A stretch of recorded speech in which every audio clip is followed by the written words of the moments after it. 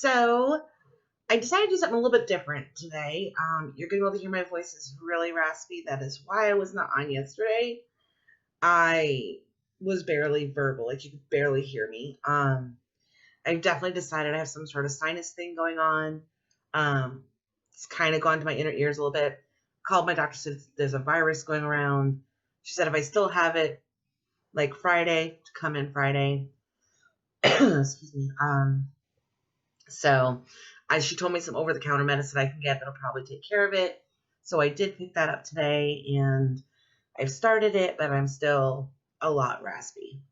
Anyhow, I watch a YouTuber by the name of Everyday Fitness. I'm not going to say the swear word in there because I don't know if YouTube's going to be like, nope, on the video if I have a lot of swears in here. I'm going to try. He does swear somewhat. I'm going to try to close that out and put in a sound so that I don't have the swears on the channel. Just because I'm a tiny YouTuber. I don't need to get slammed for that stuff. But I really like this guy. So I'm going to preface this. So if you saw the title saying I was responding to him and you came here because yes, someone's going to say something bad about him, that's probably not going to happen. You are probably going to get disappointed. And I am very sorry.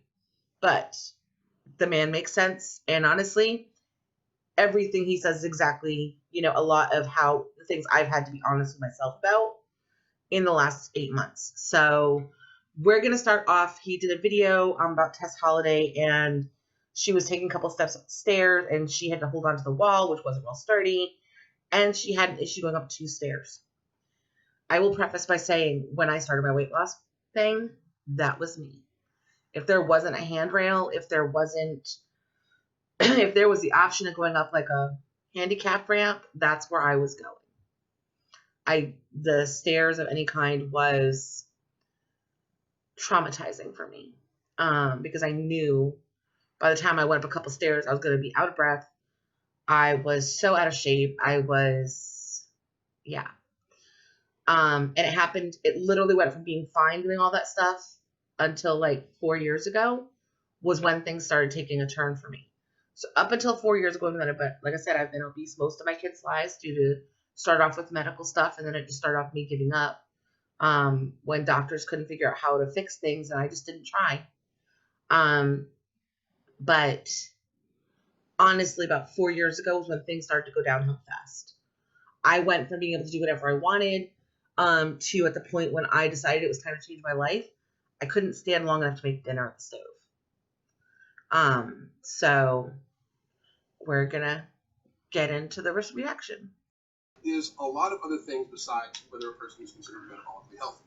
Whether, considering metabolic health is one thing, because that is just a picture in time. But if you can see whether a person has a clearly biomechanically altered gait due to their size. So when he's talking about the gait walking, honestly, for me, what I ran into a lot of was that I did find out that I have one leg that's shorter than the other, which didn't help my gait at all. But when you've already got back pain, the difference in leg height is definitely something that needs to be addressed in order for you to be able to continue to work out. So I did buy little slides to put in my left shoe. My left leg is a half an inch shorter than my right leg. So when you add on top of the weight that my body is carrying, that my body is now working at an angle, for me, walking a lot of times was very painful. There was a lot of times where I was sitting on the outside looking in, like I couldn't participate in things because I was in too much pain. And so I think, it's one of the things where if you are overweight, you need to be realistic. You need to actually look at, have somebody take a picture of you walking. Do you walk like everybody else? When you walk, are you walking slower? Are you out of breath? Are you just finding more and more pain? There's a million things that could be happening that you need to pay attention to. When you walk, are you actually taking steps or are you shuffling? I noticed towards the end of my being, happy to be fat phase, I was more shuffling than anything. I wasn't taking full steps. So even if I was walking around and moving, I wasn't getting the benefit of walking that you would normally get from walking. So yeah, not a good thing. Or they're having trouble with accidentally living, such as walking upstairs, walking up inclines, walking down declines. if the person has avoided getting up off of the floor or going down onto the floor because they want to avoid having to get up off the floor, or they have trouble getting out of a chair, or they have trouble doing all sorts of normal daily acts of living, that is not health, and that does not speak well to the future for them.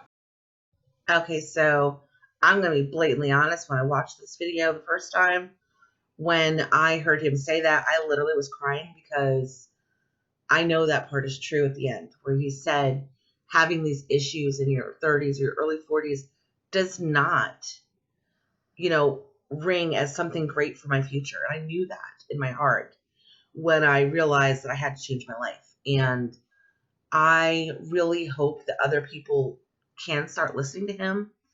And I think when it comes to some of these channels that are, promoting healthy living and people who are not overweight right now, I think if they haven't been on YouTube for a while for you to know their story, then it's kind of hard for you to understand that they really do come from a place of understanding. He wasn't always fit. He wasn't always healthy. And I think it's kind of important that we know that these things are true. And I think there's a lot of people trying to tell people, it's okay, just be whoever you want to be. Look however you want to look. But they don't have to live with your pain. They don't have to live with your discomfort, your being out of breath, you're missing out on life. They're not living with it. You are. And I'm not going to believe a single person that says they're happy missing out on things. And when he talks about not wanting to get on the floor, yeah, been there. Like, yeah, getting up and off the floor before was a no. Like, even in and out of the bathtub. I would get in the bathtub and I would think, am I strong enough to get out of this bathtub? When I was at my highest weight, there was days where I just literally would sit on the edge of the bathtub and I would only stand just long enough to the back, look at the back of me. And even then I had like a scrubber on a stick because I couldn't reach areas. And I didn't have a quality of life. And I think that is what people who are telling you it's okay for you to be fat like this are missing. They're not in that body and they don't understand what people with that body are doing to themselves and how they're feeling. And so you have this people being like, it's okay. If you want to be fat, be fat. Because they don't have to die early. They don't have to deal with the medical issues that come along with it. And then you have, okay, so maybe you're someone saying, well, there's overweight people that say that to other people. Sure. Maybe they were like me up until 4 years ago, where they had zero side effects from being fat. I had zero. My blood pressure was perfect, which it still is. So I'm not going to say that stuff's gone downhill yet, but my blood pressure was perfect. My sugar levels were fine. Like, my labs came back beautiful. And then, I have nerve damage in my back from when I had my child, and my epidural moved, and I'm lucky I can walk at all because that kind of nerve damage sometimes creates someone who can't walk at all. But I had nerve damage. And the more my weight has been on my body, it has affected my nerves and my spine because my spine is what's what I'm looking for. Like, my spine was already affected by an injury. Now I'm adding weight onto it. My spine never should have had on it to begin with, even healthy. And so I was in constant back pain. And then a year ago, I started having times where my legs would start to swell. My lower legs would swell. And I was mad because, I'd have to put my leg up to get just to stop swelling. And I'd have to wear a brace, like a wrap on it, to try to keep it from swelling. And it was just ridiculous.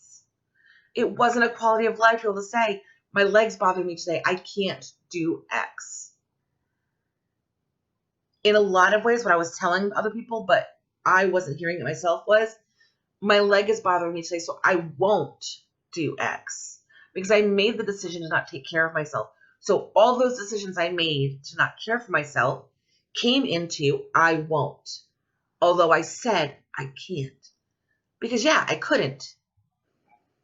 But ultimately, it was because I wouldn't. And start thinking about your future. Start thinking about what it means for you. If stairs are already whipping your ass, what does it mean for you? If you dread going on walks, if you dread walking around the grocery store, if you dread taking your dog for a walk. If you are having a hard time functioning, being ambulated, which means walking around, if you are having a hard time with these things, you really need to reassess what's going on in your life. Now, those of you who've been with me for a long time, I did not leave my house except for 2 times maybe between September and December. What life was that? What life was I giving myself by refusing to leave the house because, number one, I was ashamed of what I looked like. Number two, it hurt to move. It hurt to try to do anything. I went, for a while when my back first started bothering me, I was able to hold onto a shopping cart. But then it became literally leaning into the shopping cart because it hurt so bad. Or having to find a bench somewhere and sit while my husband finished shopping because the pain would get so bad, my body would literally start flop sweating from the pain. That's how bad my pain level was. There was no life. My future was screwed up. I can't stress enough to y'all how miserable I was being in my skin. And how much I didn't love myself enough to fix it for a really long time. Because I knew it became a problem. When I started having the pain, I could have done something then. But I didn't. I didn't do anything. Because I didn't love myself enough. And that's the ultimate truth. What is the quality of your life going to be 10, 15, 20, 30 years from now if you make it that long? And you know what, guys? This is exactly what I was afraid of in my life. Was exactly what he said at the end. And if any of you have been with me for any length of time, you will know I've said that was one of my concerns, was that I wouldn't see my grandkids, I wouldn't see my kids get married, and that I hadn't put enough time into taking care of myself to deserve it, really. And that's what it is, ultimately. How is anybody who is 400 pounds, that is, under 6 feet tall, how are you going to feel 20 years from now? Life is not a sprint. Life is a marathon.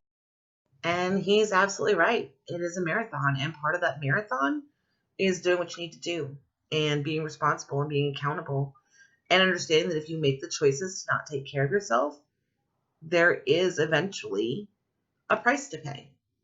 Whether it's diabetes, cancer, just heart attack, just dying early because your body can't handle the weight. I mean, there's a million things that can go wrong. Strokes, being an invalid, not being able to move, not being able to go anywhere. I mean, there's a lot of consequences that you may not be seeing today, but you will see them eventually. The difference is, will you fix yourself before it's too late? And I don't know if I have. I'm not where I need to be yet. I'm still working on it. I still got another, 150 pounds to go? Probably, approximately-ish. I mean, probably a little more than 150, but 150 is my next, big goal from where I'm at now. Probably closer to 175 is what I have left. But I have to do it because it's worth hoping that if I change my life now, that I will be around for all the things I want to see and all the things I want to do. And I don't think it's too late for me. I think since I've had a pretty healthy life up until now, taking off the weight and making myself more mobile and decreasing my risks for all these other things, I think is the best opportunity I have. Have to try. And people should love their body enough to want to have a healthy relationship with it. If you are treating it to the point where you are putting yourself at 4 times more of a risk, almost 4 times more of a risk of becoming disabled than a person of a normal healthy weight, do you actually love your body? Do you actually love yourself? Is that body positivity? Is that self-love? I am going to argue it is absolutely not. 2018 me would have said, yeah, it's just the way I am. 2018 me would have said, I've tried to do stuff and it hasn't worked. 2018 me would say a lot of things that aren't true. 2019 me knows that exactly what he's saying is true. And I kind of had issue changing the sound on that So he said Absa, not, with the F in the middle. Like I said, he swears a little bit, but it's fine. It doesn't bother me at all. He's very passionate about what he believes because he knows it. He's not coming from a place of I'm judging you. He's coming from a place of I feel like you need to be educated. And it's a whole different place than most people come from when they talk about weight loss. So, my personal opinion. If you are risking disability to the point where you are just okay with completely ignoring the fact that you can barely get up off the ground, that you ignore trying to pick things up off the ground, if you have ever avoided getting on the ground to play with your children because you don't want to get off of it, that should be the wake-up call you need. He's absolutely right. I mean, if you can't get up off the floor, if you avoid going on the floor, I can remember going someplace and there was no chairs. And I thought to myself, oh, where's everybody going to be sitting? And they went, oh, we're going to sit on the floor. And I was like, yeah, is there any way I can get a chair? And I made up a fake excuse of why I needed to have a chair, why I couldn't sit on the floor. But then the entire time I felt separated from the group because I had to sit to the back so I wouldn't be blocking anybody else. And I spent the entire time being self-conscious about the fact that I was sitting differently than everyone else and missing out on things that were happening on the floor because I couldn't get on the floor. I mean, I could have, but getting up would have been interesting because I wasn't able to at the time. And now I do. 100 and some pounds, and I do get up off the floor. It's still not easy. I'm still fat. Still got a little bit ways to go. Quite a ways to go. More than what I've lost to go. But it's truth. I mean, it's just reality. That should be the thing that is in your mind saying, I need to stop avoiding sitting down in a chair so I can get up. If you avoid certain types of activity because of lack of mobility and you don't have a reason, meaning you have no previous injury, if it is just because of your weight. I was in a car accident where I was injured. Those of you who watch me know that my collarbone is way up here, where my other one's down here. And my shoulder blade is out of place permanently. And I have injury, like I said earlier in this video, from my lower back from having my son. The reality of all this is, though, is that should have been even more of a motivation for me to not gain the weight. Granted, I had some other medical stuff, my PCOS, medication I was put on for 18 months that made me gain a bunch of weight. There were other factors, but knowing that I had these other physical conditions should have made me more motivated to find a solution. And it never did, because I still didn't love myself enough. Ultimately, that's the problem for me. Just saying. If your weight is hurting your back, if your weight is hurting your knees every time you walk, if your feet hurt all the time, if you have swelling, if you have edema in your lower extremities because you are obese, stop hating yourself. Honestly, it's the hardest thing I had to learn about myself. What's the hardest thing I had to realize in this weight loss journey? I blame myself for everything that ever happened to me. And I never dealt with any of it because it was all my fault in my head. Once I learned how to put the blame where it belonged on the people who did things to me and understand that there was nothing about me to hate, that I was pretty cool sometimes, my mindset changed. And that's why I always tell people when they ask me what's the first step I should take to weight loss, go to a counselor. I always say that first because you have to deal with the baggage before you can get rid of your baggage, Just saying. Anyhow, so those are some of the things I wanted to respond to from his video. I personally see him as a motivator for me, as somebody who kind of helps me call myself on my own junk when I need to. And he did also discuss later on in the video about personal trainers and how they don't get it. And how part of the reason, this isn't what he said, I'm expounding and kind of making assumptions on what he meant, is part of the reason why people like me don't go to the gym, kind of like I had happen with a friend of mine who wanted to make me a workout plan, is they don't listen to what you can and can't do. And they give you a workout plan that doesn't work for you. They don't hear you. They don't help you. The reality is you need to move. in whatever way you possibly can. If that means doing like I did with the DDP yoga workout where I could sit in a chair and I would use a folding chair because it was nice and sturdy. Obviously, you're not going to sit in your nice cushiony recliner. But I was able to start out seated and then work to holding onto the chair. And now doing most of my workouts without holding onto the chair. But, when the first thing I get told is I need to lay on my back and do X, Y, Z, when most of my pain is in my back, and or the best thing was he says there about one of the first things you tell him to do is burpees. There was burpees and I was like, no, that is never going to happen. My body can't do that. And I did try. It's not like I just got the information and was like, oh, I can't do that. I did try when I tried to get with someone who was a personal trainer. And the reality is when I went to him and said, you're not hearing what I'm saying to you because the diet you're giving me has foods I'm allergic to. The workout you're giving me is stuff I can't physically do right now. He was treating me like a 180-pound client who wanted to lose 30 pounds. And you can't do that. It's one of the reasons I became a health coach, is there's all these skinny people who've never been overweight. And yes, they might have the best of intentions, but if they don't get it, they can't help you. So anyhow, I don't usually do response videos like this. It was kind of something new to try. I know it's not worked out and gorgeous, and I don't have like in the corner, and I don't know how to do all that stuff. I am not a tech girl. I would love to have someone teach me how to do that stuff, but I don't know how. So, the reality is this. At the end of the day, it is what it is. I can't force everyone to agree with what I think or what he thinks. Is there a few things here and there I sometimes disagree with him on? Yeah. I don't necessarily agree with his approach on certain things, but we're different people.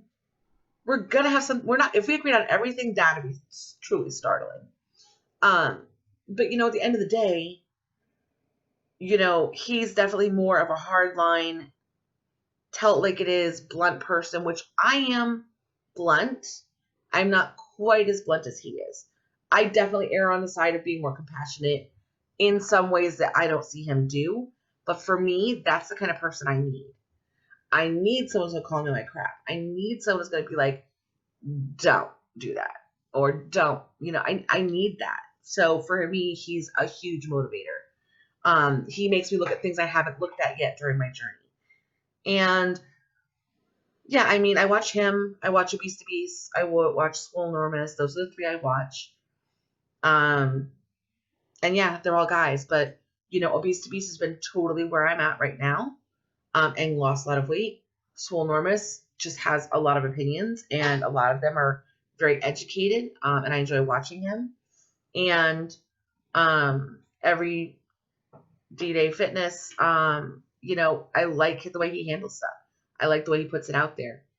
And I always find something from every video he has to give me a nugget of something to investigate about myself. So, I watch his videos every day and I make a note of something that he says that kind of, struck me.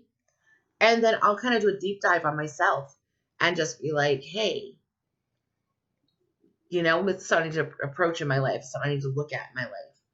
And it just gives me a new outlook. And I really feel like it's a great channel. And,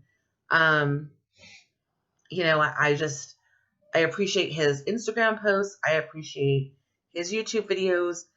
And I wanted to kind of just put what he's saying into confirmation mode with someone who is fat. Still, I'm working on it. I've lost over 100 pounds, but I'm still working on it. And I'm still in progress. And I'm still learning. And I think there's a lot of these things that people are so hesitant to have a conversation with someone or be honest with someone about what they're doing to themselves, that it just sucks. So anyhow, I'm going to cut this off because it's gotten really long. If you guys ever want me to do another one like this, let me know below. It's, like I said, a new thing. I'm going to see if I can figure out how to do a picture-in-picture response video so it's not so broken up like this, but it's the first time, so we'll see. Tomorrow is weigh-in day, and I will have a cooking video along with that. Friday, I'm going to do my what's in the box in my gym. which I will be sitting on the floor for. Because, y'all, this girl sits on the floor now. Just saying, I do. So, anyhow, I will talk to you guys later. Have a wonderful day. Bye.